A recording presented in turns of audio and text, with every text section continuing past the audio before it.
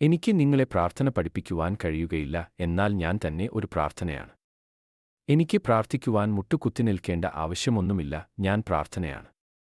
നിങ്ങൾ എന്റെ സത്തയെ, എന്റെ സാന്നിധ്യത്തെ വലിച്ചെടുക്കുക മാത്രമേ വേണ്ടൂ, നിങ്ങൾക്ക് കഴിയാവുന്നിടത്തോളം നിങ്ങൾ എന്നെ പാനം ചെയ്യുക മാത്രമേ വേണ്ടൂ. ഓരോ ദിവസവും രാവിലെ എന്താണ് പ്രാർത്ഥനയെന്ന് അത് നിങ്ങളെ പഠിപ്പിക്കും.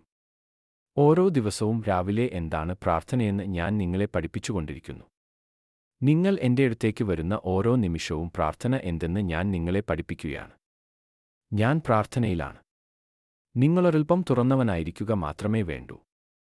നിങ്ങൾ നിങ്ങളുടെ വാതിലുകൾ തുറന്നുവെക്കുക മാത്രമേ വേണ്ടൂ. എന്റെ ഇളം കാറ്റ് നിങ്ങളിലൂടെ കടന്നുപോകട്ടെ. അത് സംസർഗത്തിലൂടെ പകരുന്നതായ ഒന്നാണ്. പ്രാർത്ഥന ഒരു പകർച്ചവ്യാധിയാണ്.